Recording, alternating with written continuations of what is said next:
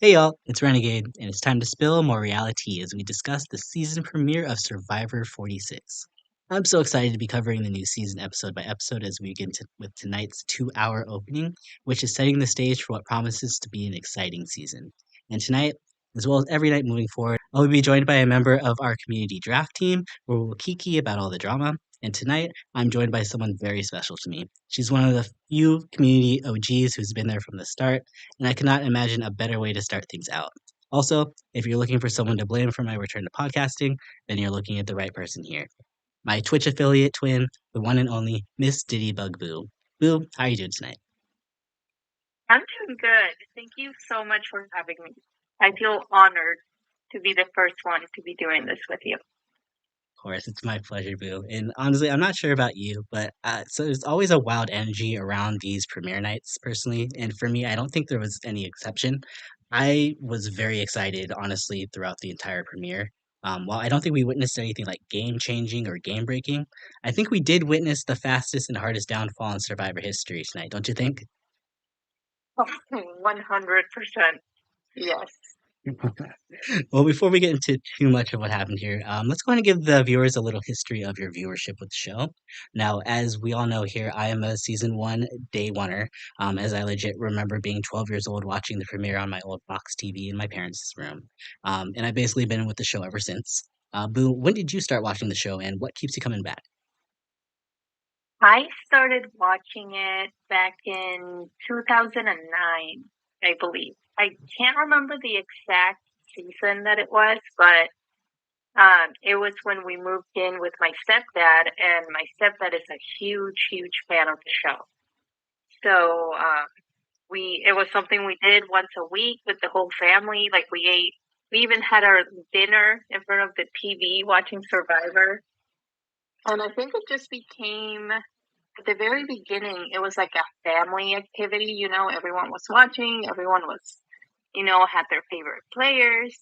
And then throughout the years, um, it became more of something that I wanted to watch more than like, oh, this is cool to do with my family. I actually started getting more into the show, and I started understanding like strategy and gameplay, and I started getting my favorite players, the players I wanted to go home. And I don't know, it started as a family thing, and then it became something that even if my family wasn't there, I wanted to do it. And then I wanted to go online and read more about it. Yeah, so that's how I started.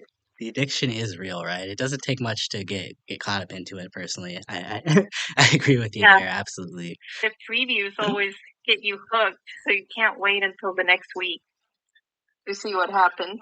Honestly, the wait between these episodes are the worst. I'm like, why can't we just put everything out to begin with and just binge it all? Right? But at the same Yeah. time, too, if we had it out, we wouldn't be able to have like our episode and episode by discussion, things like that, and the theories in between. So, I've kind of grown to love the wait. Yes.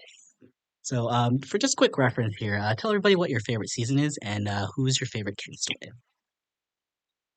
So my favorite season has to be it was the latest ones.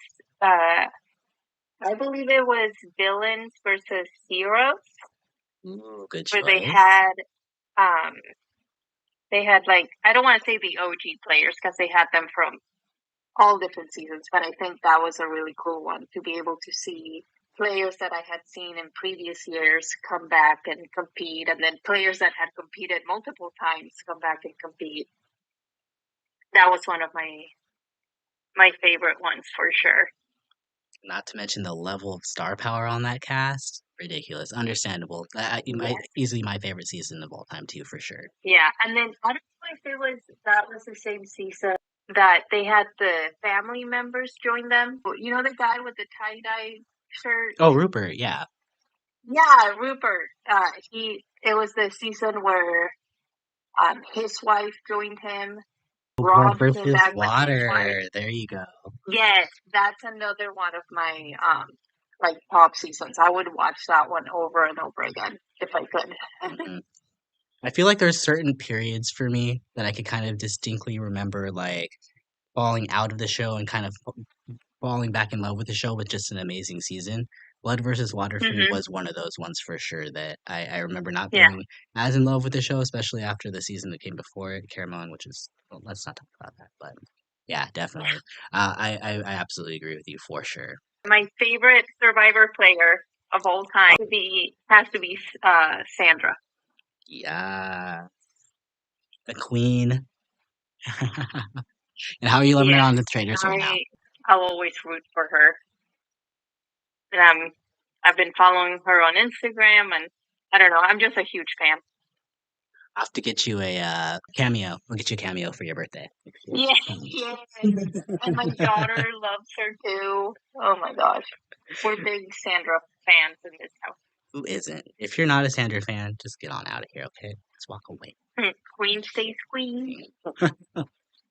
Well, hopefully everybody gets to know you a little bit more here. But let's not waste any more time here. Let's go ahead and get into the premiere. So let's begin with my personal favorite part of the show, which is the opening.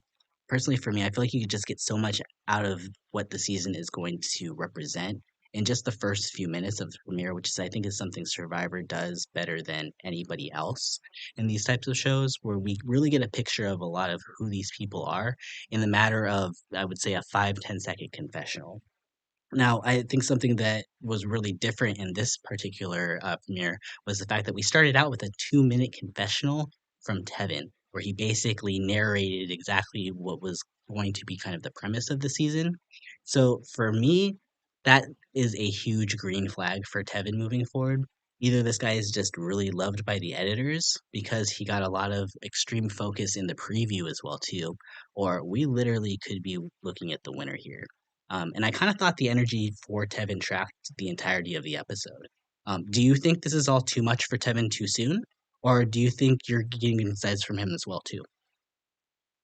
No, I think he'll go far. I got a really good vibe from this first episode. He's likable. He seems smart. I don't know. So far, like you said, all green flags. We're always a little worried about our green flags too soon on Survivor. Sometimes it seems like it could be too good too soon here. But yeah, I'm having a very hard time finding anything wrong with Tevin's game here.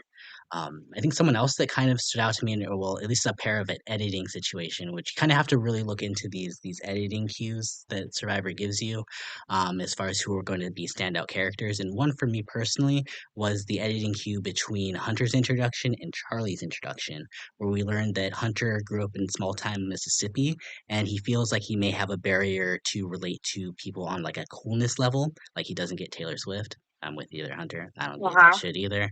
Oops, sorry. Didn't mean to say that to a Swifty here. My bad. Forgiven. Forgiven. I think what was funniest about this though is that immediately after he says that, we cut to Charlie, who loves Taylor Right. Swift, obviously. Like I love that his personality is just Swifty. Um, but yeah, they both seemed very likable to me. I got really good vibes, honestly, from both of them, and I think they both are in pretty good spots in their tribes moving forward. Personally, what are your thoughts on these two? I listen. I'm a Swiftie. I think Charlie is pushing it a little too far for me.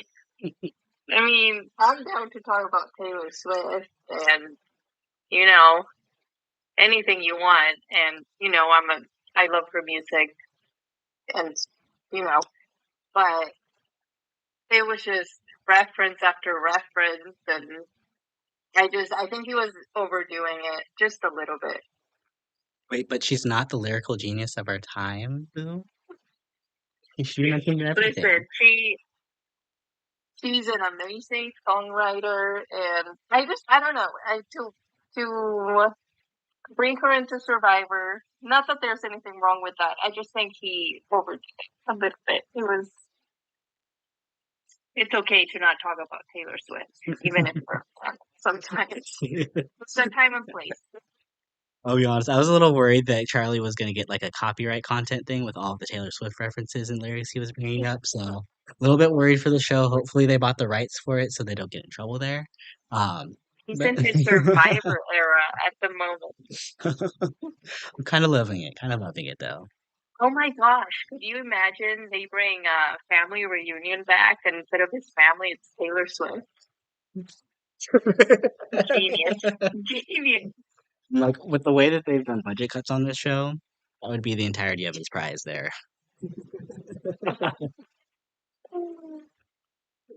Yeah. I mean, that would be amazing. Well, really for me, I think the last person that really kind of stood out just from the intros alone was Tiffany, and obviously I mentioned this in my cast assessment video here because she started out as one of my favorites, and I personally for me she still really is in this moving forward. I wasn't aware actually that she had worked with major brands like Nike, and that she had her works displayed in Madison Square Garden. Like I didn't realize that she was that big. She really said, or she said that she's here to hustle, and I see it. And I really, really find Tiffany as a really fun character. I'm really excited to kind of see what she brings forward. Did you get the same love for Tiffany that I did? Yeah, it like right away. I remember watching the interviews before the show started, and I I don't remember her standing out to me, but this first episode, like I really like was able to listen to what she was saying, and I don't know. I think she has a good chance at making it far. I like her personality. I like how she thinks. Um, yeah, she definitely got bumped up into my choices, my picks. Honestly, I'm very, very excited to see. It's fun when we get a strategist with so much personality, and I think that's what Tiffany is going to give us here. She's not all just like show. She's not here to cause drama. She's here to play. And I'm loving that Yeah, we're living in the area that we get to see someone like Tiffany play this game. yeah, she seems very like level-headed, determined. I really like her. Now, one thing I do want to bring up here, because it was something that I kind of found very interesting in the opening, in Jeff's Matt chat, that we didn't get the typical Matt chat where we speak to a lot of people and usually like one of the winners is there. Instead, we got a speech from Jeff where he was kind of discussing how the show is made. And he said one thing that stuck out to Hmm. me, which was that one person, absolutely 100%, is a goat and basically will not be able to win based off of just who they are and who they are on the cast. Um, I'm not sure I agree with this strategically. Yes, and no, I kind of think there are some personality traits some people have that likely could lead them to be voted out. But I don't know if I agree with this personally, just because it is a game at the end of the day, and we've seen people like Emily who have come in with a huge target on their back be able to change what they see about themselves and or change what other people think about them and really turn into threats in the game. So I don't know about you personally, but I had a kind of a problem with Jeff saying that personally. What were your thoughts there? So what he said about your personality taking you far, and I believe that's true, but also it depends with what group of people you're put with. So like I don't know. I get what he was saying, but I don't think your personality is the only factor that matters in the game. Actually, I do agree with you there, Boo, to some degree, because I do think there are some people that just are unable to change and are just not self-aware enough necessarily to see what needs to be changed about themselves in a group setting like this, and especially in a setting where you have to do it on kind of the dime. Like you only have 2, 3 days to get to know these people, and I understand to some degree what Jeff is saying as well with that too. I just personally think that when it comes to gameplay and strategy, there's always a way out, and I personally would like to think that way. So I don't think anybody ever comes in. Well, we don't necessarily all come in on the same playing field, but I think we all have the ability, if we try hard enough, to really level things out, in my opinion. Yeah. So after that mat chat there, we get to our first reward challenge. They have to go through an obstacle course to grab some puzzle pieces in pairs and then assemble a puzzle. After they assemble the puzzle, they will step up on the puzzle and remove a key off of a post using a pole. First team to do so will win their supplies, while the second team to do so will decide whether or not they want to choose the savvy or the sweat. When going into the challenge here, Orange gets out to a huge lead due to Hunter just kind of slaying the course. After the second group goes here, Maria ends up carrying one of the pieces on her back, which was kind of insane to watch, allowing Green to make up some time. But then it turns out that Tim and Mariah kind of struggle getting their pieces, lose Green their lead entirely, allow Orange and Purple to start building their puzzles first. Now, Hunter continues making amazing challenge progress on the puzzle with Soda and Venus, getting some great momentum, which allows Tevin to knock off their key first to win the reward and their tribe supplies. After that point, Jelinski runs over to check to see what's wrong with Orange's completed puzzle, but while he's doing this, this allows the members from Green to kind of come out of nowhere to slay their puzzle, and Charlie knocks off their key for them, getting them second place. Now, I gotta say, watching Hunter in this challenge, very impressive. I didn't think he was going to kind of step up as much as he did, nor did it seem like he got a lot of focus from anybody else in the group about him stepping up. So Mhm. I'm kind of surprised. Actually, we didn't hear more about Hunter maybe being a bigger physical threat. What are your thoughts on that? Right. So my first thought watching the challenge was, first of all, Orange killed it. I mean, they just destroyed the challenge. I was very impressed with Hunter, and yeah, I mean, I feel like there were so many other things happening in the episode. We'll get to it, but maybe that's why we didn't hear anyone talking about how well he did, or maybe Orange wasn't struggling as much, so they didn't really add that in. They Very didn't need to. true. I was very Um, expecting, I'd say I was very expecting Orange to be the Trainwreck tribe. Was very kind of actually yes, shocked that they did this well. Um, so I kind of actually I'm gonna change my tune there. I think we could see possibly a winner from this tribe. we could see it. I believe one of my picks might be in this game. I would have to double check, but I mean, I'm liking them so far. They were doing a lot. You're just kind of relaxing and watching the other two teams um, try to finish the challenge. And I felt like this whole episode, they kind of, took it easy. They didn't have to worry too much. I would agree with that. I feel like the Nami tribe in Orange here, we got to see, I feel like a lot of their personalities and a lot of the way that they're jiving together here to the point where I'm kind of considering them maybe I feel like there's always one tribe that seems like a little bit more complicated, we know a little bit more about them than we do about all the other tribes, and especially for reasons where like if they're not going to tribal council, it definitely stands out to me when we learn a lot about a tribe in those kind of episodes here. And I think we learned a lot about everybody on this tribe, honestly. I think everybody kind of stood out in one way or another here. We can go ahead and start out with who I think is your favorite person on this tribe that I know that you were loving, Liz. Um, she starts. Um, no, what's your not to love?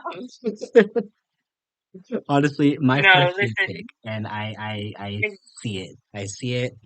Um, But yeah, let us let's talk about Liz here for just a second, just because she started out the game, and I just wanted to kind of just be like, why are you already putting your foot in your mouth? By saying about the fact that she Yeah, had so many businesses and whatnot, and then she reveals that she's allergic to everything and she can't eat. Like, what? exactly. Like, okay, so first they're at the beach. They're all hanging out in the water. And then she just starts talking about how, first of all, she says, I'm awesome out loud. You know, red Best people flag, go to that. weird vibe. I have in my notes right here, weird vibe. Um, and then just like she had started businesses and she sold two of them. I don't know. I feel like there's certain information that maybe you can open up about later on in the game, but throwing that out there first day was a little I don't think it's gonna do her any good. Definitely not the first impression you want to give people in a game where you're giving people money at the end that you don't need the Right. money. And I think that's exactly the impression that Liz is giving here. Um, I kind of honestly, now that and she hasn't been voted out first, I'm kind of wondering if she's that person that Jeff was talking about in the beginning who just probably doesn't have a chance, because she kind of started herself off on a pretty rough foot. Yeah. And I mean, I feel like that might have been the only kind of like maybe conflict that the Orange Tribe might have in the future. Because again, we didn't really get to see any like strategy talk or anything from the Orange Tribe because they were, they performed so well. But I think in the future, when things start going south, which will happen sooner or later, Liz's name might come up, and that might be one of the reasons why people might want to vote her off. Mhm. Absolutely, and it doesn't seem like she's really bonding with anybody else here. Like we get to see kind of that Soda is kind of she's kind of making bonds with everybody here. Although not Mm-hmm. Hunter, doesn't seem like Hunter is kind of impressed by her energy. But I kind of feel that energy as well too because I'm very kind of chill to some degree. If someone's very high energy, it's kind Yeah. of difficult for me to bond with them to some degree. So, um, I think it was a very smart Yeah. move for Hunter to realize this about himself and then make that alliance with Tevin, realizing that Tevin's going to be the one that's going to be making those social bonds for him there. We even got the name for their alliance, the Andy Griffith Alliance, with their little montage and the name. Like I feel like we're getting so much from Hunter and Tevin here, and maybe Soda as well too as their possible third. That I Yeah. see good things for these three. Yeah. I thought the same thing about Soda. I mean, I love that she's happy, excited. But like my personality, I thought it was a little too much. Like at the very beginning, too. After Jeff gave his speech, and I don't know. I just, for my liking, I thought it was a little too much. But I also understand the excitement of being on a show that you love. I'm excited to see her in the next few weeks and see how she does and how her personality really is. Definitely. Honestly, I agree with you there too. You know who she was kind of reminding me Um, of someone else in the new era here who was a winner. I don't know if she was giving me the same strategy as her, but she was definitely giving me some very strong Marianne vibes with just her level of Yeah. just enthusiasm. Oh, I love Marianne. Mhm. I feel I love I feel like Soda, if she could be even half as good of a strategist as Marianne can be, she could set herself really far here. I did kind of get worried for her though, at one moment a little bit later on in the episode. And this kind of comes through a string of some other things that we could kind of talk about as well here too. But we kind of get this other moment where uh, we learn a little bit more about Venus, and she's kind of becoming a point of contention on the tribe, actually. Tevin calls Venus the princess, which makes her it. realize that she could possibly be on the bottom of the tribe. And she says in a confessional that she compares herself to her Greek goddess namesake, saying that when she's underestimated, she becomes more wrathful, like Venus's husband.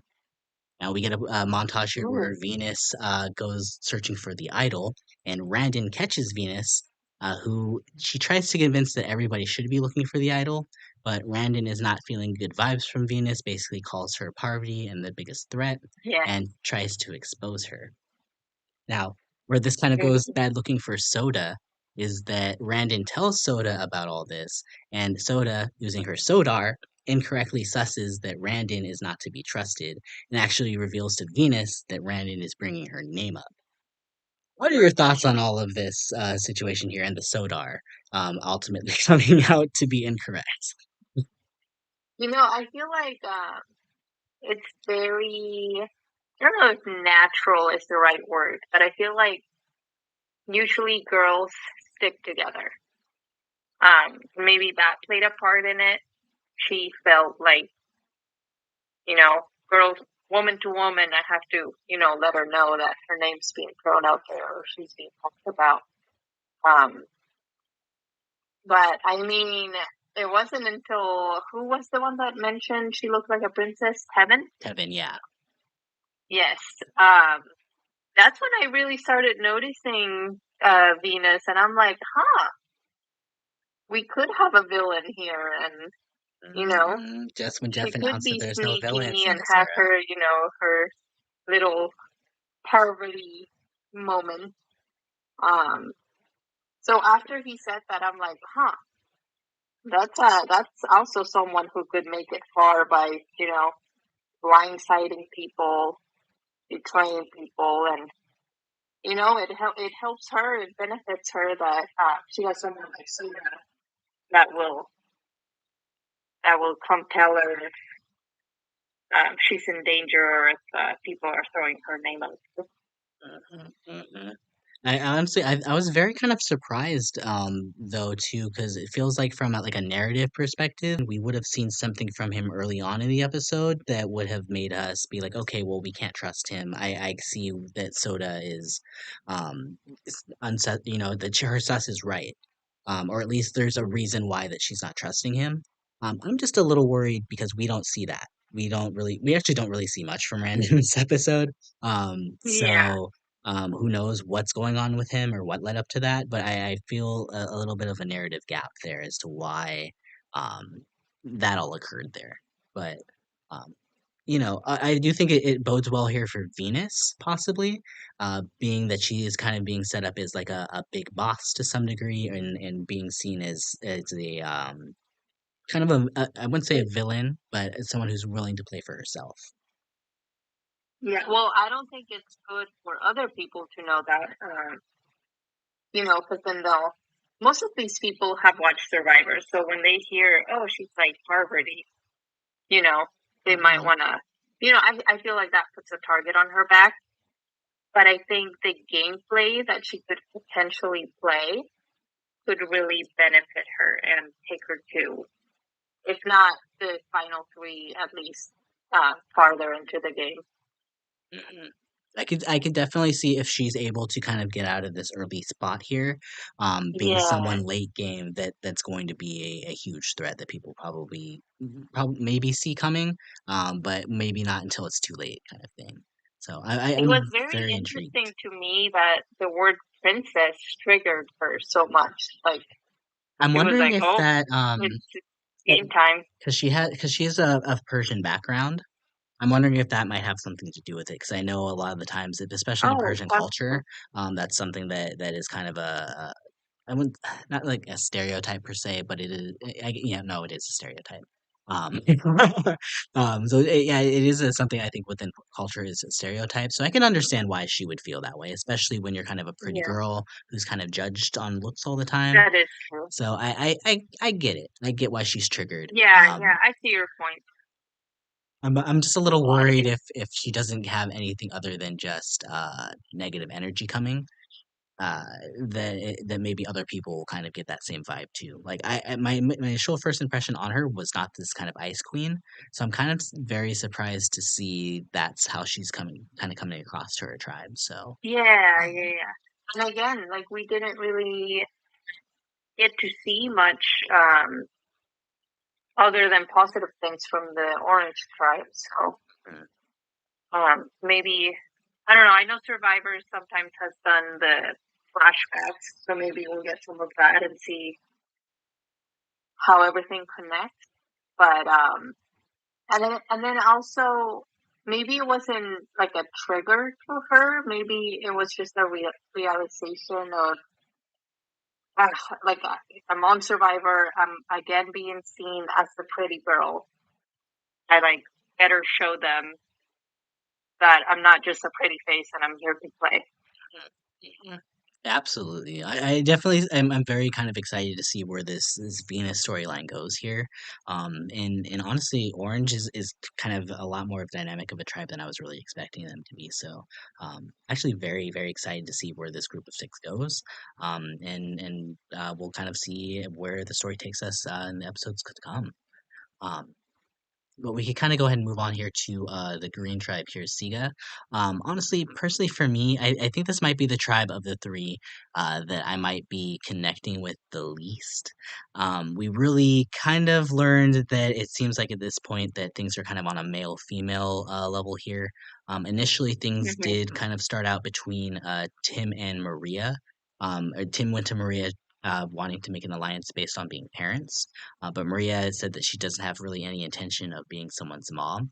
So it seems like when she made a quick bond with Mariah and Jem, that she was all about being for the women. And then they decided The to bring Women in Alliance. Charlie. Actually, can we just say that like I feel like the new era is very much so like the last like the last pretty much every season we have to have at least one tribe that is deciding that we're gonna at least have a female alliance to begin with. We don't know if it's actually gonna go anywhere, but let's just pretend like this group of three women is gonna end up like Mm-hmm. dominating the game. And I feel like that's kind of now that we're kind of getting this storyline again here, I wonder how much depth there really is to this tribe. I mean, we do learn that they decide to recruit the Swifty as their fourth. So Yeah. Charlie is kind of the one that's kind of playing the middle here. Um, but really, honestly, I didn't really get too much from this group, honestly. What are your thoughts? So my first thought, well, first of all, they call themselves, or potentially call themselves, Charlie's Angels to kind of, bribe him into joining them. Um, when it comes to Charlie, I just got the impression, and maybe I'm wrong. We'll see in these next weeks. He just seems like a pushover, like a very gullible person. And maybe I'm wrong. That this is just the vibe I got from this first episode. So I could see the Woman Alliance kind of like using him until they don't need him anymore, and using him for information, get information from the guys, see what their head is at, and then whenever they don't need him anymore, they either vote him off or throw him into the lions. So that's just the vibe I got from him. I don't think he. I don't know. I just need him to stop talking about Taylor Swift and start playing the game. What's funny to me though Like, is because okay, come on. he gives such like young super fan energy, right? Like just looking at him, especially even like in just the photo we used for like draft team, which is him in like in his attorney outfit, and that's just like that weird like Mm-hmm. face that he's making. That I'm like, you look like a serial killer. Like you should be good at this game. Like why are you acting kind of so passively? In comparison to what we see here. So I'm kind of a little bit Yeah. actually kind of worried for Charlie kind of to some degree. Just because I feel like on these things, especially like the last few seasons when we've gotten this female alliance and then they add the fourth. Well, one of those four is generally the first person out of that tribe. Like I will always go back to season 43 where we had the female alliance on Coco on the Blue Tribe with Cassidy, Lindsay, and Carla. And then we go to the Mm-hmm. vote and Carla immediately throws Lindsay under the bus.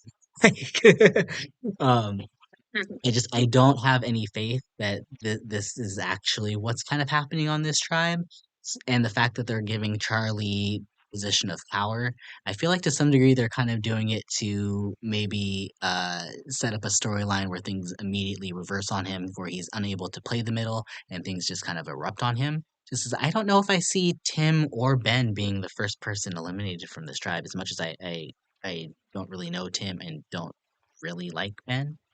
And he he also seems like very like outspoken and energetic. Um, it's funny. I feel like is it almost every tribe they all have like a very energetic person. I feel like that's just how Like they they cast got. the new era, is that they have to have they said if they're not gonna cast villains anymore, like Jeff said in his podcast today, which I think is kind of dumb, like um people aren't villains because they want to play the game. And I think casting people that might have like slightly negative energy is kind of eh. Um I think that's Mm-hmm. what they're going for here is that they're trying to cast people that are that want to play the show that are positive energy that Jeff wants to I think it's like a circle. Like they're gonna cast positive people, so the show is positive, so they try to get more people to come on it, so everybody else is more positive, Right. so it's just like this loop. I don't know if it's realistic, but Hmm. that is the new era of Survivor that we live in. So we could honestly do a lot worse. Um, but, uh, Yeah. you know. I was gonna say with But Ben too. He definitely gave me kind of Cody vibes from 43. Not to say that I keep going back to like old seasons, but he definitely gave me Cody vibes. But like Cody was very charming and strategic, and it's not to me yes. at all. Yeah. Yeah. He gave me at the very beginning, he also gave me Cody vibes. But, after getting to see a little more of him throughout the episode, I'm like, okay, maybe a hint of Cody and maybe this is his best. This is him. The potential's there, but we need Yeah. like him to come back on another season for that maybe. Yeah. I think no, maybe he comes across as I don't know, too I keep saying too much to everyone, but like too strong of a personality. So maybe that could clash with people, or people might really like him. It seems like people kind of liked him. I still Jem have, seemed really receptive yeah, to him. I have faith in and I would be lying if I say that right now after watching the first episode that I could see him going to the final three. Um, but I think he'll stick around for a while. He's one of those people I wouldn't be surprised if he ended up made it to the final three. I feel like there's so many other people that have so much more potential than Ben. Yeah. He kind of gives me someone that would do well in like an earlier season when it's mostly based on like personality. I hope he has the strategy in him, and I bring that up because Hmm. well, I mean, I guess we could kind of flash back to the Sweat Savvy decision that they made earlier in the episode there because Siga Tribe ended up did winning the second place in the reward challenge, and they decided to take the savvy portion of it. It ultimately didn't matter because both tribes ended up failing their portion of the thing Yeah. here. But I thought it was a very interesting decision. I get the logic behind wanting to not choose the sweat task because it is the hardest physically. But if we look back in the past here, the only time anybody has really ever lost one of these tasks is on the Savvy task, which was last year when they both tribes completed the sandbag portion, but then they didn't have enough time to finish the actual puzzle task. So I thought it was a very interesting strategy, and I'm not actually that surprised that Green kind of failed the puzzle there. Yeah. They even call themselves the Dumb and Dumber Alliance, which I thought was pretty funny. It made me giggle. I will have to say I'm kind of excited to see where the Dumb and Dumber Alliance goes, as well as the women and this. I don't know. I kind of honestly, if I could be very real, I could kind of see a world where possibly Mariah or not Mariah, Maria, becomes maybe too big of a threat to the women, and they kind of toss her out first, especially knowing she has the extra vote. Um, Hmm. I'm not as solid or confident that Jem and Maria and Mariah are all gonna stick together.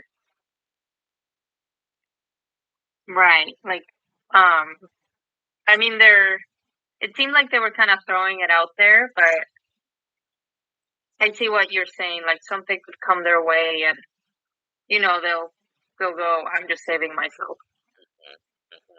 I don't know if I got from these three women that it's all about the um the notion of of it being like a woman's alliance for the fact that we want a woman winner versus like let's align as women because it's the smartest thing for me to do as an individual. So Hmm.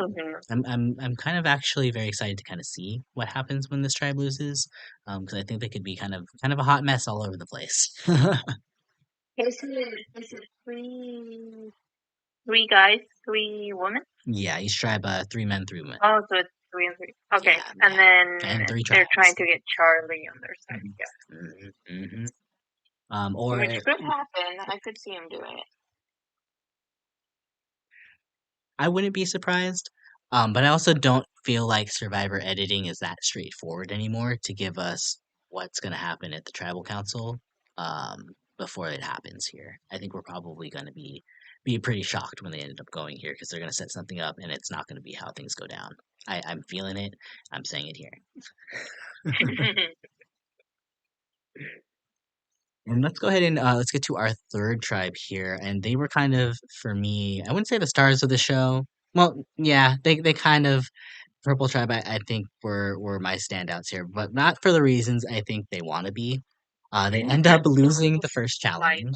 the episode. And I was very surprised because I honestly kind of saw this tribe, at least pre-season, being one of the stronger tribes. But actually, now that I kind of see them together and vibing, I'm actually not that surprised that they end up kind of being as train wreck as they are. And I think that's due to kind of two members in particular here. But we could kind of go in that as we kind of run through the events that happened here. Um, so they go ahead and they start the episode off here with the sweat task, and Q volunteers along with Jelinski. Banu, why weren't you deciding to do this challenge over Jelinski? I'm assuming Jelinski stepped up here, which is why Banu kind of stepped down, which was seemed to be like a trend in this episode here. But we learned that this savvy task, or sorry, this sweat task is actually a lot harder than in the past because they put a hole in the bottom of the bucket and then they have to run about 40 yards, I believe Q estimates that they have to run there to get to a pot, which is kind of insane. Q is unbothered by it because he's used to the hard work, and I definitely can see that in his personality. He definitely gives me the kind of guy that's not going to give up regardless. But Jelinski, Jelinski, again, I'm still just so confused why he decided to step up here. And then when they were about like what they had like maybe a quarter left in the hourglass, Jelinski decides that they just need to give up. So they instantly give up and they do not get their supplies, which is the start of so many misfortunes here for Yanu. What were your thoughts on this whole opening portion here? Why? After this, I did not like Jelinski at all. Like that. Just like even when he picked up the hourglass and threw it all dramatic, I was like, that's a little too much. He had plenty of time, I believe, if he would have pushed himself to finish the challenge. And even Clint was like, we could still go, we could do it. I feel like he would have kept going. Maybe if he would have had another partner to do it with, Saying Banu, where it were would have you? been a different. Yeah, Like, it would have been a different outcome for sure. I just felt just as soon as that happened, I just got the quitter vibes from Jelinski right away. So did Q. He notes right away. He's like, I don't know if I could count on Jelinski moving forward, which just seems to be a theme of this episode. But um, we learned kind of later on here, Banu again, which very surprised Banu didn't step up to this because he's saying that he's already comfortable in the area and that he wants to be a provider, and he seems very enthusiastic and very energetic. So I would just think, just based off of heart and just the fact that he's way stronger looking than Jelinski, that he would have stepped up here. I'm a little worried for Banu because of that, because there's a few things about the episode, and we'll kind of get to them a little bit later. But I don't get that fire from Banu as a strategist. Yeah, like as of right now, I I'm honestly like my first impression of him was he made me like he just seems so excited to be there, like in the show, that it just made me happy.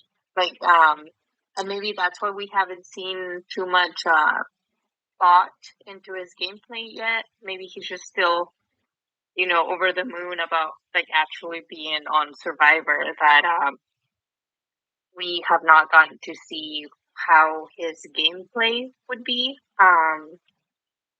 But yeah, like you said, I think if they would have traded places with Jelinski, I think Banu at least would have been, I don't know, singing a song while he's doing it or trying to push through instead of just giving up and saying several hours means 7 hours. This is not fair. It's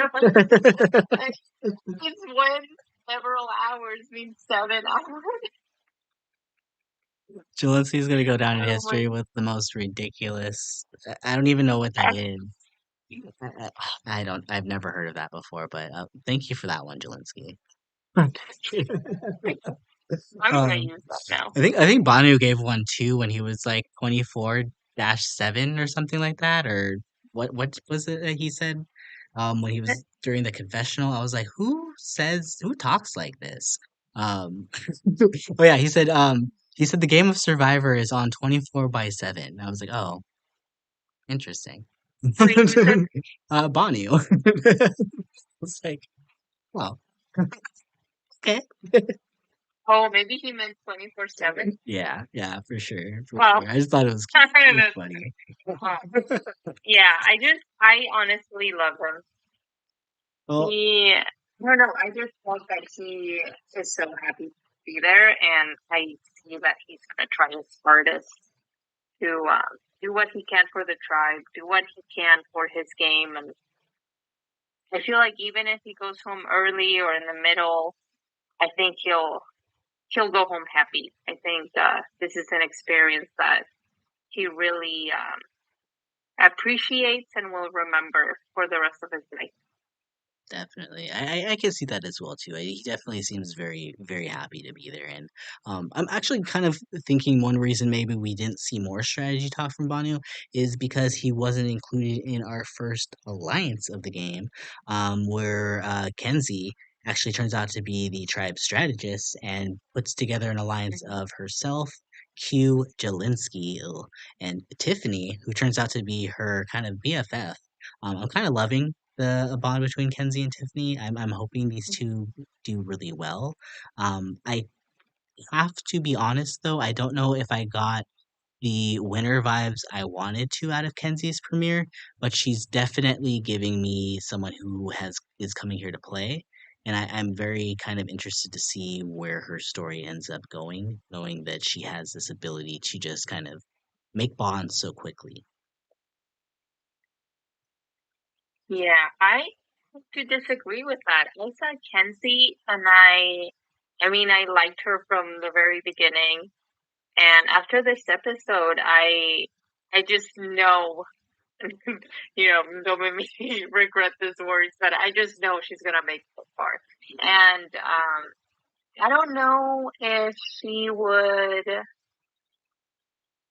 I think she would have to be very careful of not making it seem like she's a big target because I can see it right now from this very first episode that she's here to play. She's a good player. But I know from previous seasons that the other players will notice this and they will want to vote her out. Mhm. And that's kind of what makes me nervous for Kenzie as well too. Especially because it does seem like she's just in good with everybody, and you always have to kind of be just kind of a little bit wary about those who get that kind of storyline, because a lot of the times it doesn't end up that way, and typically these are the people that are in for a huge shocking blindside. Like she's kind of giving me Kelly vibes from last season where she's just very Oh, strategic and kind of in the chart, in the hub of everything. But I'm not sure if she's just there's just something I can't really put my finger on it, but there's just something about Kenzie's edit right now at this moment that's giving me more of an obstacle to get over versus somebody who we're learning the story from her perspective entirely. So mhm. I think I just need a little bit more time to kind of warm up on the way that they're presenting Kenzie, I think, and see where things go here. Because I think there's somebody else on the tribe that also kind of stands out to me to some degree, and that's Jess. Being that she was a huge target this episode, just kind of based on the fact that she was just so nervous and her ADHD wasn't allowing her to kind of communicate with everybody the way that she did. I Yeah. was honestly very worried for Jess during the entirety of this episode, that she was going to be the first person voted out. So Jess didn't really stand out to me this episode. Up until the ending when they were at tribal council, and honestly, I felt really bad because I can understand the nerves and maybe the whole experience being a little too much, but that can also really hurt her in the game if she's not able to speak her mind and let people know what she's thinking, what she's feeling. Um, I don't know. I just hope it gets better. I just hope this is just like the butterflies from being on the show, but I hope that she gets more comfortable as it goes on. I feel that as well too, and is just as I just feel it from my personal perspective too. If I was to ever get on a show, I would want to do absolutely everything I possibly could do to stay in the game. I feel like I would have such regrets if I was to be in a position like Jess was, where I was so stifled by my own insecurities and just those voices in your head that I wasn't doing things that I know I should be doing. So I'm really hoping to see things trying to change around for her. I'm not sure if they will, and we'll kind of get into that a little bit later when we kind of get to the tribal council. But yeah, Jessica unfortunately kind of starts out things here on some shaky ground. Yeah, hopefully this was like these first few days on the island were a learning experience and she snapped out of it. Mm. Well, we get to our first twist, which is what we come to become accustomed here in the new era, is the boat ride. For Purple, Banu initially says that he wants to go, but when Jelinski volunteers, Banu decides to let Jelinski go, which is, again, par for the course for Banu at this point.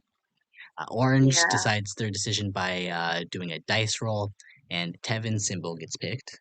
And then I'm not sure what happened with Green, but we just see Mariah and Maria doing rock, paper, scissors. I'm not sure if there was like rounds before this that we just didn't see and they were like the last two, or maybe they were the only two left there.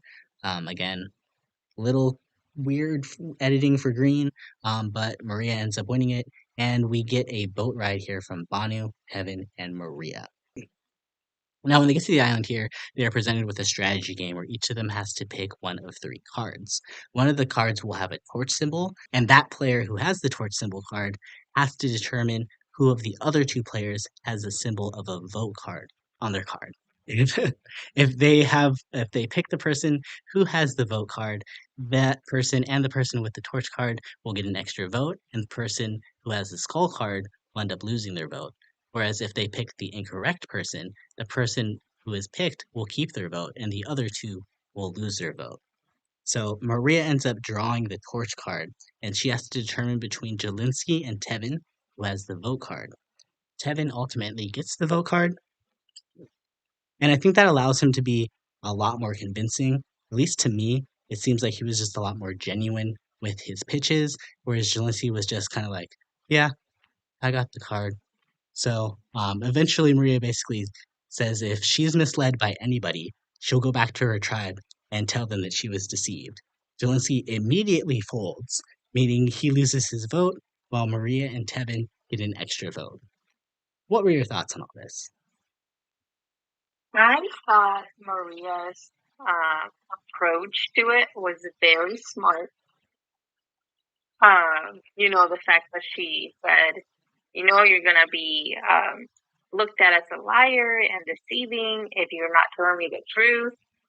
And, she also kind of got lucky that she was, it just happened to be Jelinski that had the school card. So, maybe she was ready to fight a little more and she was surprised that it was so easy, but, it worked for her. And then again, another example of Jelinski having the like the quitter personality. I was kind of disappointed. And then I just thought Tevin was hilarious, as Jelinski said that he had the voting card and he kind of gave him a look like, do you now? And then like you said, Heaven just seemed relieved that he actually didn't have to lie. So that made him a little bit more comfortable. And yeah, just, I don't know. This episode, Zelensky did not look good. He didn't even think about it. Like, he didn't pause and say, okay, well, I have to lie for my tribe. Like, he never once thought about his tribe and what was going to happen when he got back to camp. He just kind of like lived in the moment, didn't think twice, kind of thought, I don't want people thinking I'm a liar, I'm deceiving, I'm just going to tell the truth. It seemed like the decision he made was based just on what benefited him instead of looking at the bigger picture and saying, oh, I need to, at the very start, I need to think about my tribe and, make me look good to them instead of just thinking about myself. And because by doing so, he also kind of did not put a very good first impression or image to the other tribe, by just saying, fine, I was lying. You can have your votes and I'll listen. I'm actually of two different mindsets here. My first mindset is actually I do think that once Maria put it out there that that was the way that she was looking at things, which I do think again was I agree with you there was extremely smart of her. And I think it was definitely showing her mom side, even though she's saying that she's not gonna come out here to be a mom. Like she definitely seemed like she was trying to figure out who between her two sons broke the lamp. And that was kind of the energy she was giving me there. And Jelinski immediately became the one who was like, "Yeah, it was me. I did it, mom." Um, I get that. I get that energy because you wanna if someone's giving you an opportunity to come clean and you know you don't really have any way around it, it is probably in your best interest to kind of cut your losses and kind of see where that gets you. I don't think that's necessarily as good for you in your game if you were to just do it to begin with. Like if you were to just tell Maria straight up, like if this was the ultimately going to be your reaction, you should have just straight up as soon as you got this call card, just said that you had it and said that you're willing to kind of take the loss. Now, as far as uh, where I think he went wrong here is the fact that he told his tribe all of this. He didn't have to tell his tribe what happened there. He didn't. He could have told them about the game, and he could have just said that he lost. He could have just said that they picked the other person. But for him to say that he folded and to again give them another reason to show that he's a quitter and he's not willing to fight for things, I think that is personally where he went wrong was how he explained it to his tribe. Not necessarily that he did it, but that he explained it in that way. And it just, you could tell after that point, nobody has any faith in him whatsoever. And I don't think any of us in our little watch group had any faith in him whatsoever from that point moving forward. Yeah. I think it just goes to show that with he's not putting much thought into, like, the outcome of his actions.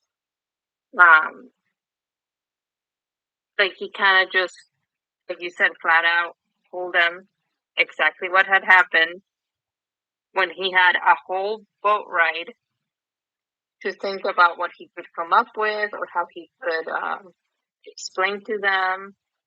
But he just, I don't know. I just think he was not playing the game very smart.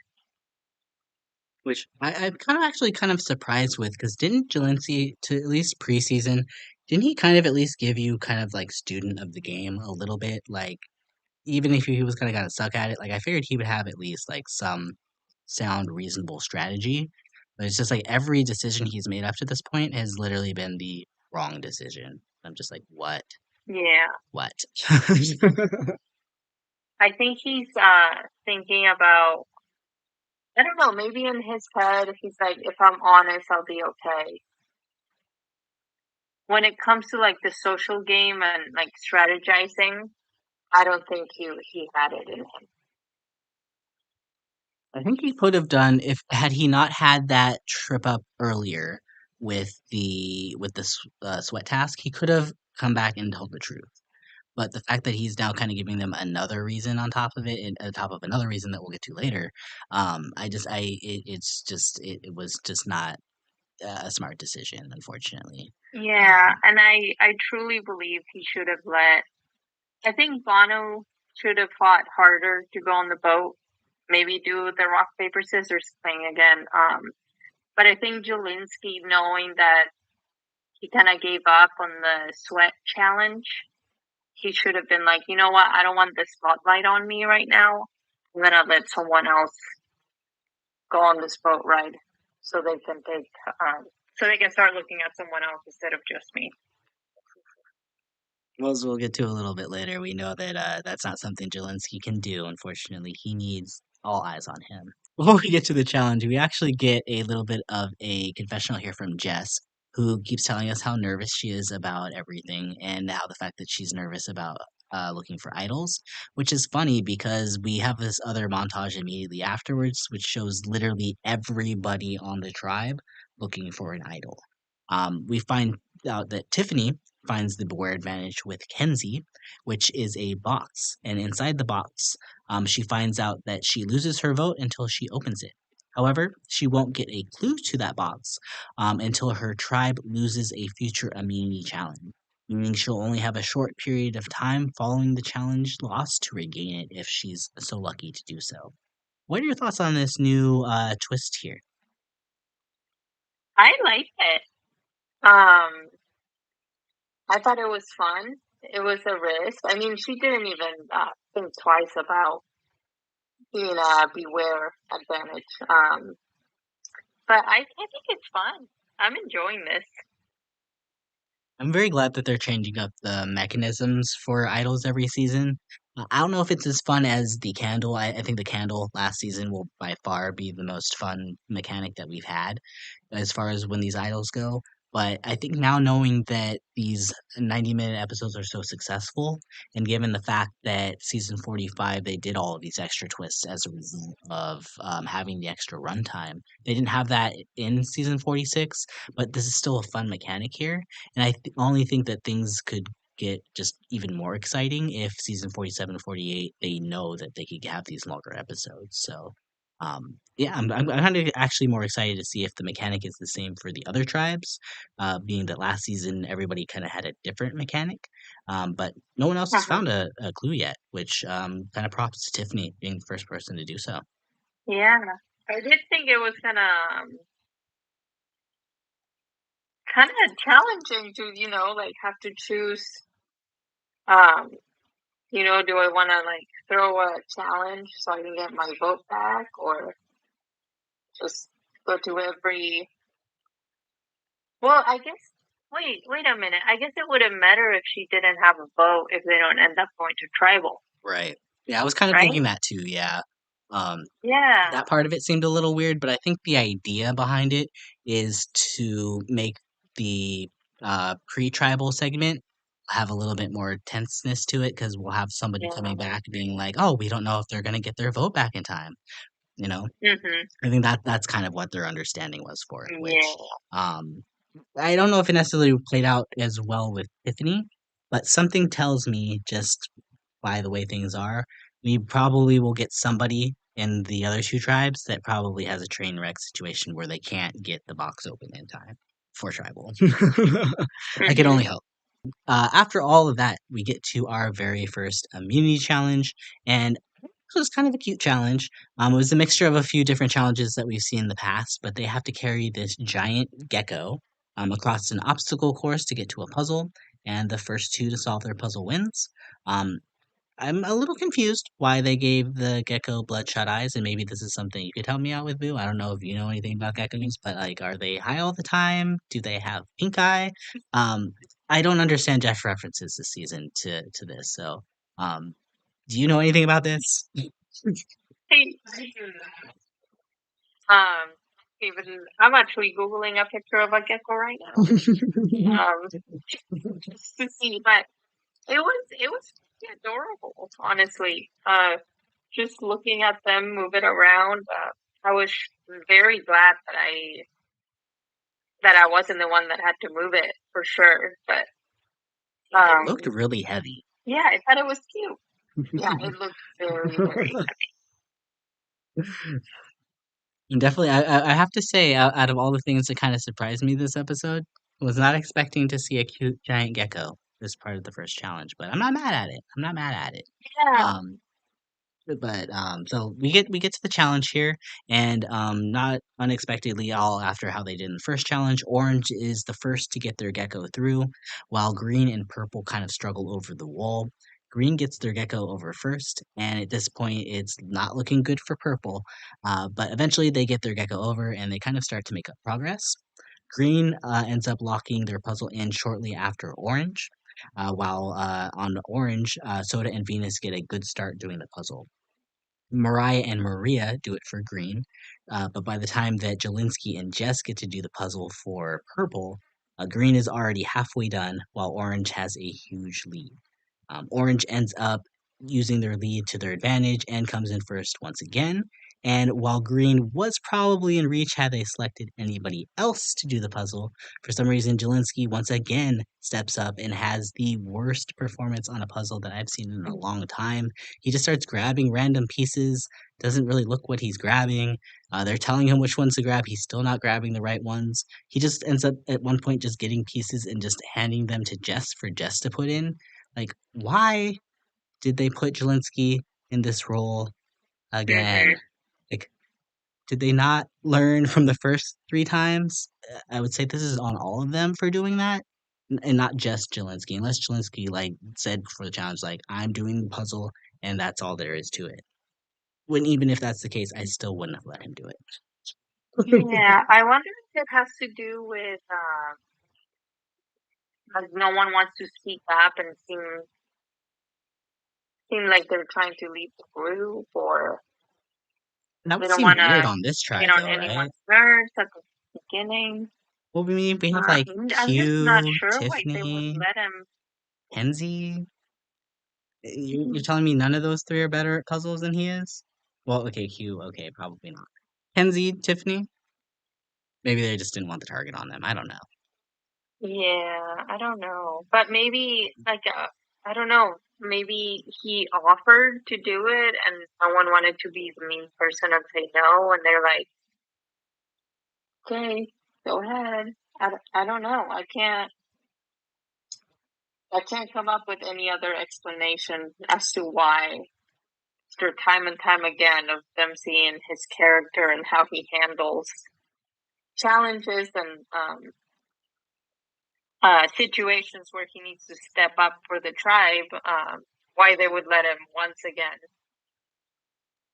put their faith and their um, faith and faith in his hands. And they really do too, because green ends up coming in second place, no problems, and purple will become the first tribe to have to vote somebody out at tribal council. Following the challenge, Banu has a pretty emotional reaction. He starts crying, being sad that somebody from Yanu will be the first voted out, which I think only solidifies Banu's place here as the heart of the tribe. Tiffany gets her clue. She puts the alien language together, as she says, and reveals the location of her key, bolting back to camp where she unlocks the box, getting both her hidden immunity idol and reactivating her vote, meaning that we won't have really too much drama going into the vote, other than the fact that who will the majority of the tribe decide to send home between their two weakest links. Because coming back to camp, Jelinski immediately is pushing for Jess to go in order to keep his alliance of four with Q, Kenzie, and Tiffany, while Tiffany kind of also is agreeing with her or agreeing with him, saying that Jess is very hard to read as well, and so things are not looking great for Jess. However, Q on the opposite side here, really feels that Jelinski needs to go for constantly giving up and continuing to step up to the plate when he's just inadequate to do so. Now, what I found most interesting about all this conversation here was that when there was a conversation here between Q, Bono, and Tiffany, they were a little bit worried about bringing it up to Kenzie, thinking that Kenzie wasn't going to go for it. So it's kind of interesting to me here that Kenzie and Q are kind of having this um, a tug of war per se to see whose decision ultimately is who ultimately will get their way here. Will Kenzie get to keep the alliance together, getting rid of Jess because she thinks it's ultimately here that had they not had Jelinski to begin with, they wouldn't have even made it to the puzzle. But Q is very firm that Jelinski needs to go. So I actually see both sides on this, to be honest, going into this vote. Jelinski has screwed up a lot up to this point, but Jess has not done herself any favors at all whatsoever trying to create Mm-hmm. any sort of support with these people. So for me going into the vote, I honestly thought they did a really good job of putting some question into who could leave here. Yeah. Who do you like if you were in their position? Who do you think you would have gone for, Jelinski or Jessica? It depends who in the tribe I'm taking over for. Just because personally Huh. for me, I think if I was probably cast on this season, I wouldn't have been on this tribe to begin with. But I guess probably I'm assuming just based off of who I am, would probably have taken Banu's spot, being the gay of color. So okay, so we'll say this is my tribe now with the other people here. Um, see, I'm a little bit worried for purple moving forward, but David wasn't going to be a good person for them regardless. So I probably Jelinski, you would have had no choice but to vote him out at the end of this. But I do kind of wonder if maybe Jess was the better option, just based on the fact that you know Jelinski is terrible, and you kind of know that you could kind of, on for lack of better words, he would be that jury goat that you take to the final three that you know is not going to get any votes. So Mm, I'm kind of leaning towards I would probably vote Jess and just kind of stick with Jelinski and just kind of force him to be here and he could just always go next round. Um, Especially because I don't think he'd right. be the kind of person that would be able to mount any sort of counter. Um, I also worry strength wise that just may not be as strong as Jelinski, but I mean that we'll kind of see moving forward here. I have a lot of faith in Jess, and I want to have a lot of faith in Jess. So I would love nothing for her to prove me wrong at this moment. What about you? What are your thoughts here? I think if I was in their position, not knowing any outside information, I would have gone with Jelinski. Just because after the boat ride, I think I wouldn't have been able to trust him. I feel like that was a sign that he uh, could crack very easily. So if I was in an alliance with him, I don't know if I could 100% confide in him and tell him exactly what I'm thinking, because person X could come around and say, well, let me know, or I don't know, whatever thing they say to him to try to crack him, and he would immediately, throw me under the bus or let everyone know what's going on, the plan. I don't think I could, after the boat ride, I don't think I could trust him as an ally anymore. And then add on, like what his performance has been in challenges, I feel like it would be an easy vote. Whereas for Jessica, I would give her the benefit of the doubt and see if she could improve. I would see Jessica as a possibly more reliable person and someone who could help the tribe in a better way than what Jelinski would do. I could definitely see that. Jessica definitely gives more of a positive presence than Jelinski does. And I think that's definitely why Jelinski comes really under fire at tribal council. Um, Whereas it doesn't seem like Jessica is able to make a case for herself at all, just based on the fact that she's, it seems like she's just very out of it, very Mm-hmm. not nourished, and she's just kind of bumbling through her answers. Jelinski is just Yeah. constantly sticking his foot in his mouth, left and right. Like he says at one point here that he didn't quit the challenge, and though eventually he does own up to the fact that he ends up quitting the challenge. There's just a lot of what Jelinski says here that just does not work in his favor here. Especially when he brings up the fact that the other tribes should value, or sorry, that his tribe should value the fact that he gave up his vote and they could use an extra vote to benefit him. But Tiffany retorts that they only owe Jelinski that, not the rest of Yanu. And I think that's a very smart point, and something, again, Jelinski's like, why have you been talking so much? But the easiest way to get yourself kicked out of this game is to just constantly put yourself in the limelight. So it's like the vote ultimately comes down to someone who doesn't want to be in the limelight at all, in Jessica, versus the person who's constantly putting themselves in the limelight but constantly failing in Jelinski. And ultimately, when the votes are read, all of the votes are for Jelinski. And I don't think any of us were shocked. I think we all slightly applauded to some degree. Just like, this was by far one of the worst. And we had Brandon last season. We had Hannah last season. We had, what was the other guy? Sean last Oh, season. God. And this could possibly go down as like one of the worst first boots that we've ever had, in just the sheer amount of mistakes that Jelinski made from start to finish. I don't I thank you for making all those mistakes, Jelinski.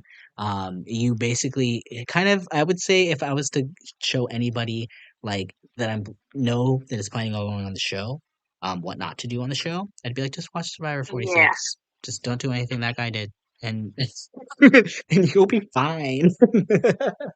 Yeah. And if they do have good, like a personality similar to him or behavior, then, be smart enough to not, to try to like hide a little bit, during the first few weeks, instead of putting yourself out there and like really, really, being in people's minds and, like putting yourself out there to be judged and criticized. And, like he kind of put his own, he glued his own little target on the back of his shirt. Like, pick me, vote me. Yeah. I'm an easy vote. He definitely gave the fact that it felt like he couldn't like keep his ego out of it. Like, you need to be able to check your ego in these kind of games and realize there are certain times you need to kind of not be the focal point in order to do well. And I don't know if Jonesy just has that life experience to do that, and that's definitely why I saw him being a very early boot. Um, so I'm not surprised by this ultimate end result here. Yeah. And then going back to the voting between Jelinski and Jessica, I think Jessica would also be a good person to kind of bring along to the end with you. Like use her for a vote. And then if she makes it to the final three with you, she doesn't really have a good storyline to tell, and that gives you a better chance too. I actually disagree with that. I think that, especially with her starting out where she is at now, if you take her too long, and she gives me the type of person that she will be somewhat game savvy. So she definitely Okay, so would, kind of like an underdog yeah, feel. yeah, she gives me kind of, I wouldn't say, yeah, basically that she has the story of nobody really liked me on my tribe. I was having trouble fitting in, and I kind of came around and was able to change things in my favor. And then look, strategically, I ended up taking over everybody from my tribe here. So I do Right. think that if you let Jessica is the kind of person that you let last too long in this game, she will do some damage, guaranteed. So Yeah. And that is if she steps out of, yeah, absolutely. her little bubble. She needs to become more confident, And and kind of, yes, yes. So she needs the confidence that she could definitely play it in her favor. I think we've kind of But as of shown right that. now, as I see Jessica at this moment, I don't see her going far. We'll see. We'll see. I want to believe that she has Uh-huh. what it's in her to kind of change. But I could definitely see she's not being set up as someone that's going to be a late gamer. So um, we'll definitely see. Because I honestly, as far as like predictions go, I don't know who else I would say would go on purple next. I kind of have her as my next boot for purple if they end up losing. Personally, not sure what your thoughts are on that. Yeah, I think she could be a target if they lose. And yeah, I mean, Kenzie's a good player. Tiffany, I think they're both gonna at least make it to the merge. I have strong faith in that. Banu could be a target possibly. But I just like him too much. I don't even wanna throw his name out there. I don't know. Yeah, I have a hard time trying to think of someone other than Jessica that could be the next target, unless something major happens Right? We never and know what could someone takes happen. the spotlight. I also wonder if they even will vote again before the merge. Just because I just don't know. I feel like I get a lot of like early boot vibes from other people and other tribes. Not really so much these five, but yeah, I mean, we never know. You never know. Yeah. Then moving to green, um, I'm I kind of all over the place honestly with green. Like I said, I think initially like I said, they're going for the women plus Charlie vibe here, but I just don't see that being what happens here. I kind of get the feeling that maybe Maria might flip on the women or and take out Mariah.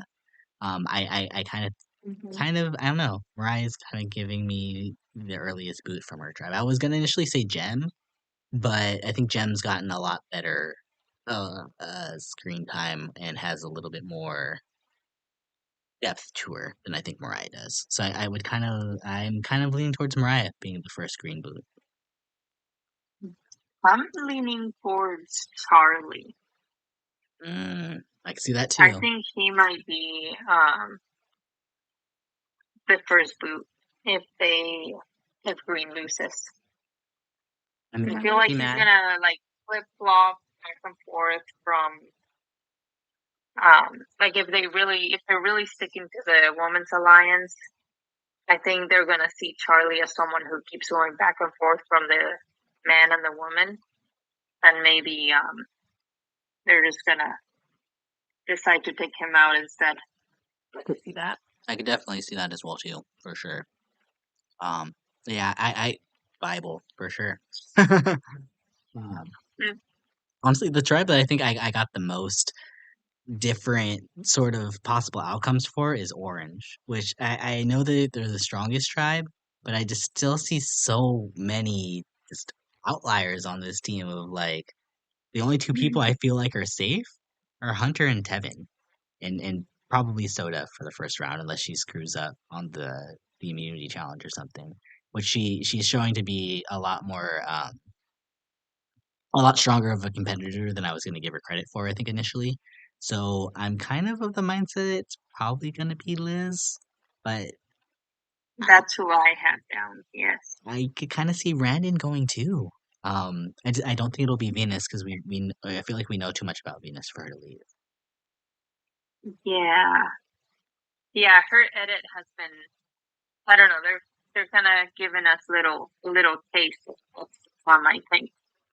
Um, but there could be a conflict between Randon and Venus that could make them choose between one or the other. So it could be Randon if that's the case, because I do believe Venus is going to stick around for at least a little bit longer.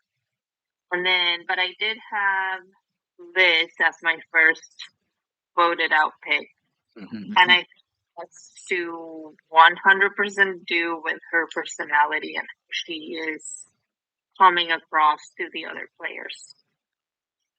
Yeah, I'm Wow. not the mindset too. I'm not really here for Liz's chances.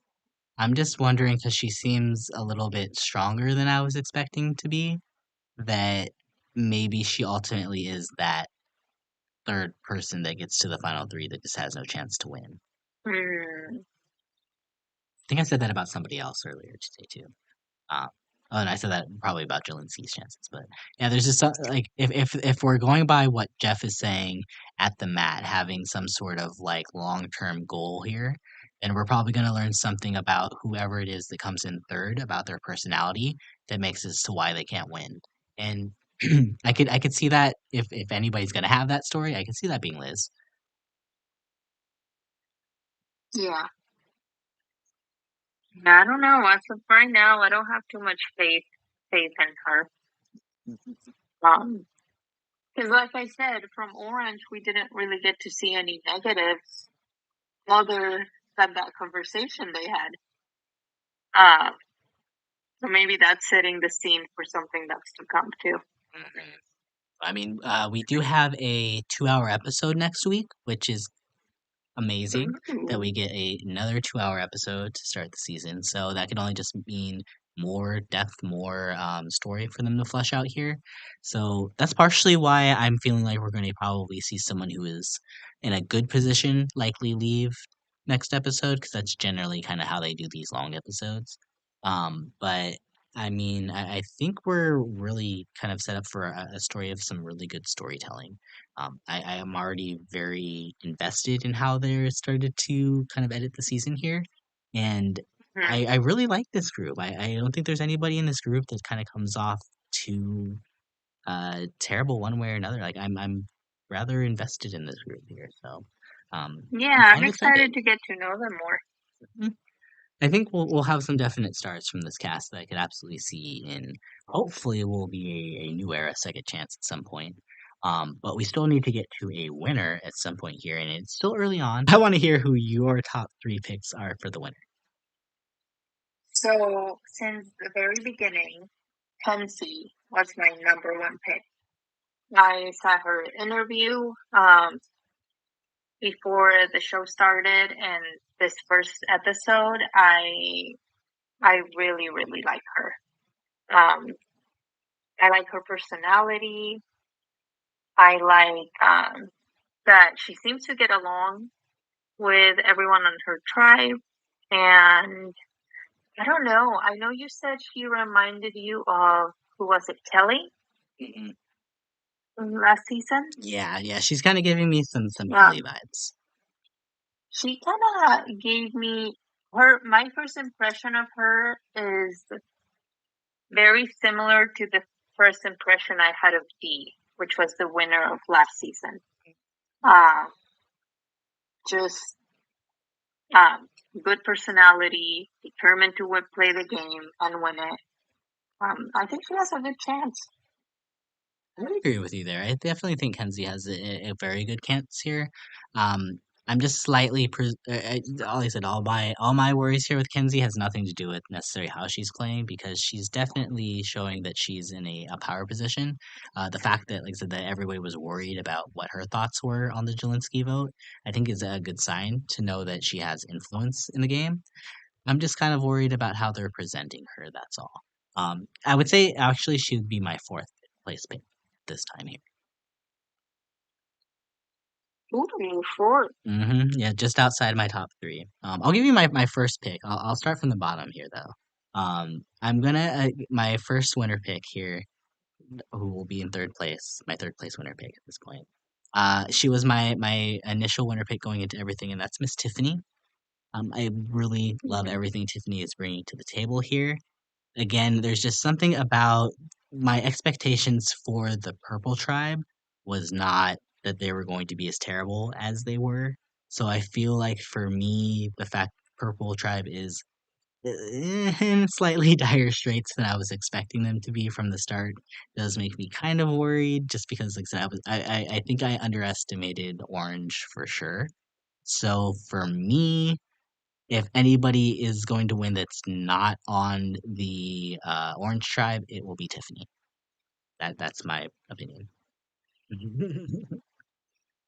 I, I mean, after watching this episode, completely fell in love with Tiffany. I love her gameplay. I mean, she was the first one to get the idol right away. Um, she was not afraid to open that beware advantage. She she just seems like like even like she said, she's like a hustler. I got a sense of fearlessness from her. Like she's here to play, Yeah. and she's here to play. If she's gonna win playing a hard game, and I And if just she's I gonna love that. lose, she's gonna go out losing, like still trying to fight until the very last second. Hmm. Hmm. Yeah, I So like her yeah, fight, her drive. she she's in my my top 3 picks after this episode. Yeah, yeah, I'll take that. Go Tiffany. Yes. Okay, well, let's see if one of my other two are your final pick here. My final two here, I had a good feeling about both of them in the edit, and I'm going to just say them both because they were actually kind of linked together in this episode, and I feel like that is just the best way you could come out in a premiere is we know who your strongest alliances are. We know a lot about who you are as a person, and we can really kind of tell what your personality is. And what was kind of funny to me, and I wanted to bring this up a while ago, is that you said that you started watching Survivor during 2009. That was actually, not sure what season it was, but Survivor Token Teens actually premiered in 2009 with JT and Steven. And I'm actually getting very JT, strong yes. JT Steven vibes from Hunter and Tevin. The fact that they were linked immediately Oh. from day one, the fact that Tevin got that 2 hour, introduction, that monologue in the beginning, the fact Mm-hmm. that they're really fleshed out. Even just that stupid Taylor Swift confessional about Hunter saying that he's gonna have issues connecting with people, and then we get that other his alliance building scene with Tevin, where we find out the reason he's making that alliance with Tevin is because he needs someone who's socially better than him. It's very JT Steven to me. In that I Mm-hmm. kind of low key kind of actually am on Team Hunter. I think I kind of give Hunter the advantage over Tevin here. Tevin is giving me more like strong personality, editor favorite, someone that that you could always go to for a soundbite, but he's going to do really, really well. I really feel like one of these two will absolutely be our winner for sure. I can't make a case for honestly anybody else outside of these two. Yeah, I completely agree with you. Heaven, I wrote him down as my other uh, winner pick.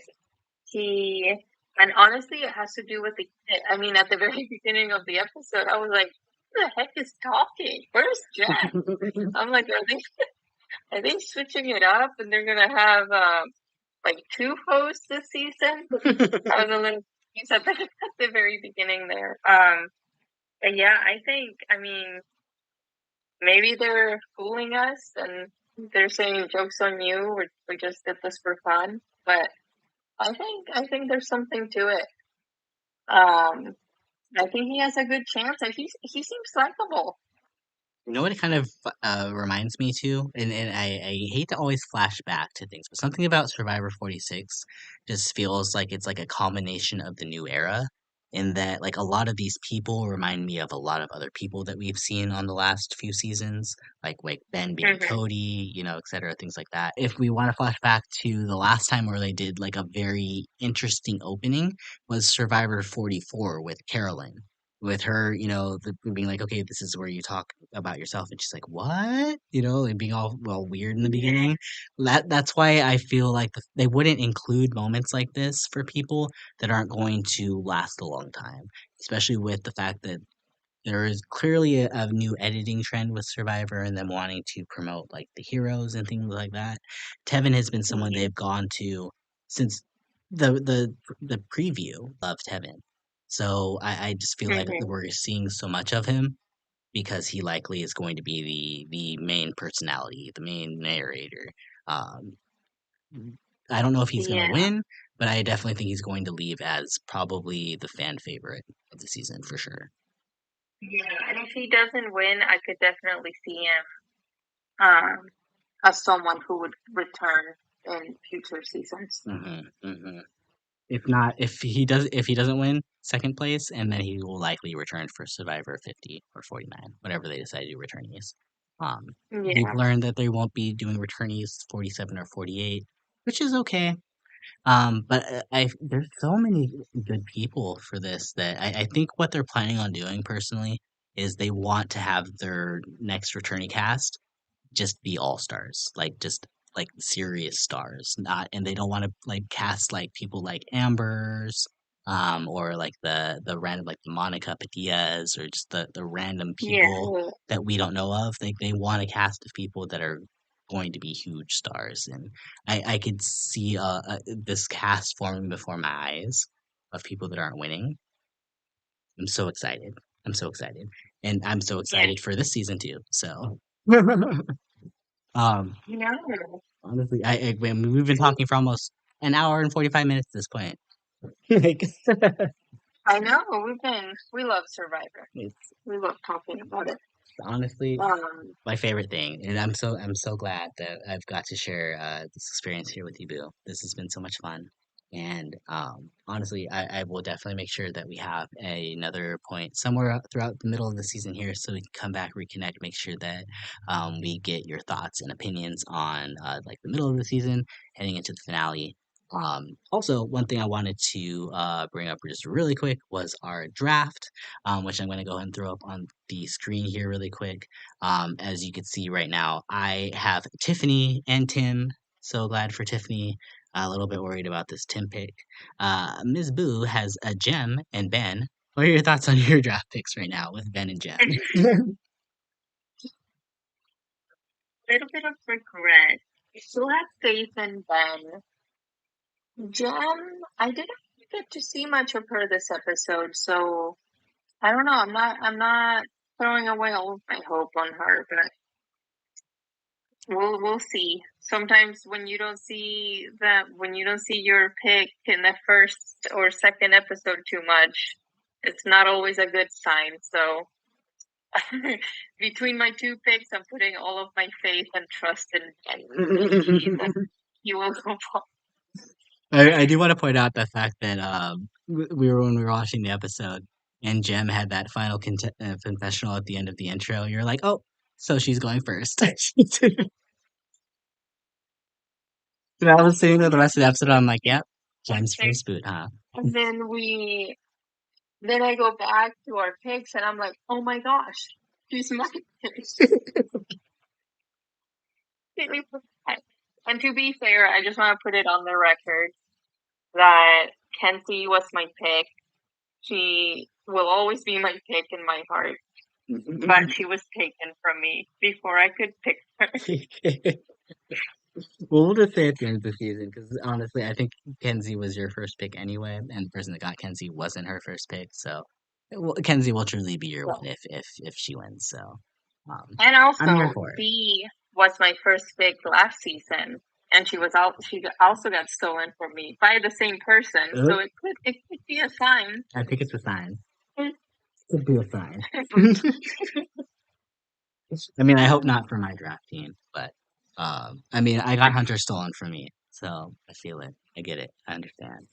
Um, well, Boo, it has been a pleasure here tonight. I just want to leave you with the final words here before we end here. Do you have any last words to say? Anything that we missed here? Anything about the episode that you would like us to wrap up on, or any final words? I'm just super excited that there were no injuries on the first episode and no one had to leave the show. That's always a good thing. And I just want to thank you for letting me come on here and talk about Survivor with you. I know I said it started as a family thing, and now I get to watch it with my other family, my friends. So I love Survivor Wednesdays and to watch it with all of you. And then now that you're starting to talk about it and starting this new journey, I'm also very excited that I'm able to be a part of it with you. Yeah, I'm just very, very grateful for you and to be the first one to do it with you. I feel very honored, like I said before.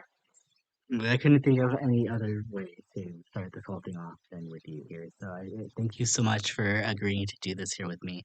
And whenever you want to come back, you are more than welcome to come back. Absolutely. I'm sure the viewers would love to have you. So again, Thank thank you. you so much, Boo, for being here.